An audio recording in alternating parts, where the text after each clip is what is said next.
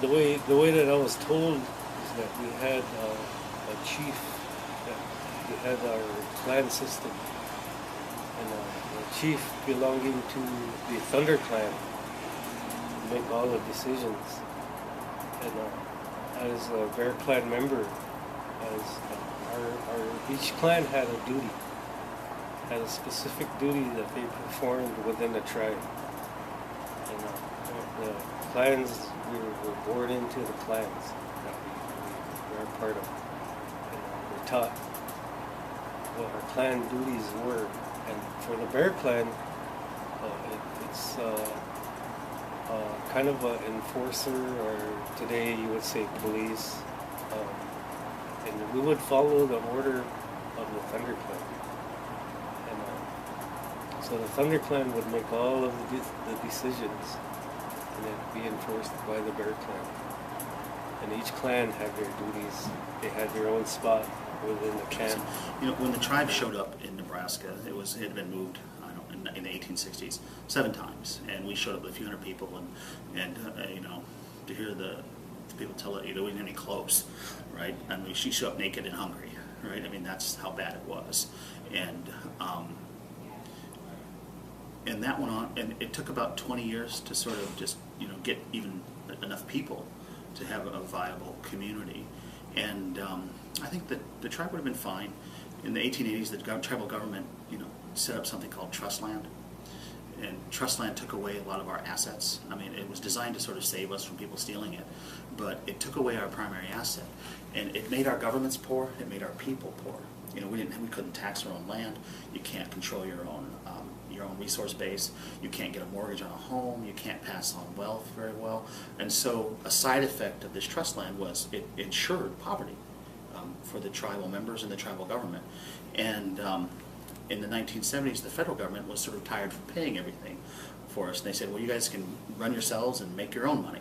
And so tribes started experimenting, setting up tribal corporations. Ho-Chunk Inc. has been a pretty big success, but we're really Ho-Chunk Inc. 2.0. In the 1980s, the tribes had a company called Winnebgo Industries, and it tried, you know, 6 or 7 businesses, and all of them failed. And the reality is they failed primarily because we didn't have the capital to do it. We didn't have we had political interference with the businesses, and we didn't have the human resources either. And so we had structural and sort of human capital problems. And gaming was the wild card in that.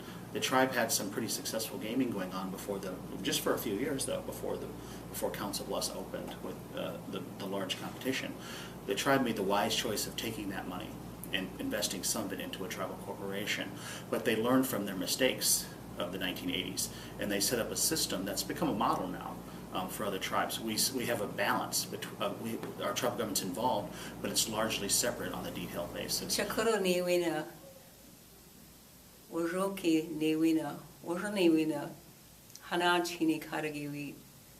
Friends and relatives, I greet you all. Well, the Ho-Chunk Renaissance program has been in existence for a number of years, and the tribe has put a lot of resources into trying to preserve the language and to teaching the language, all the way from, you know, in the early childhood years and providing classes in the work site, to the community and at the tribal college and the high school. So they put a lot of effort into it, and it's been a huge challenge because we have so few fluent speakers. So I think the mission of the Ho-Chunk Renaissance program is great in the sense that it's a large mission, it's a lot to accomplish, but it's also great in the sense that it's very important for the tribe and for tribal members to have that preserved and taught, and, you know, it really is a huge part of who we are. And as far as language goes, you know, it's not just a matter of speaking the language and knowing the language, but there's a lot of things culturally that are built into it.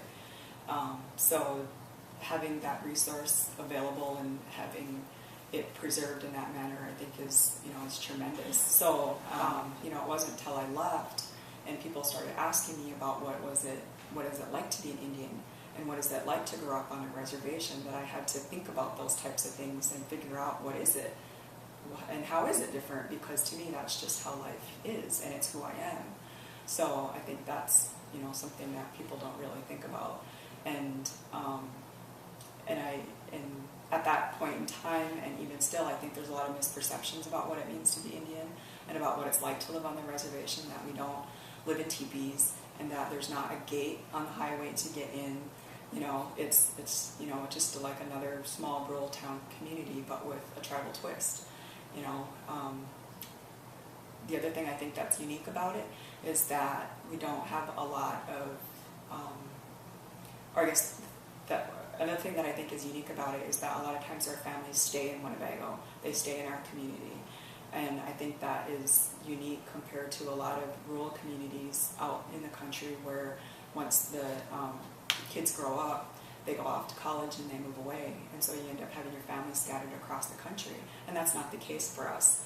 And I think that is awesome. When you live in a tribal community, if somebody does well, it's going to impact them. You're happy for them. Their family. Their sisters. Their kids. Their grandparents. You went to school with their uncle, right? I mean, it's a totally different world. And so you take so much more from the success of an individual person or an individual family. I always tell people it's one person at a time in our world. And if we can get as many people moving forward as possible, then we're going to progress. We're going to progress as a people.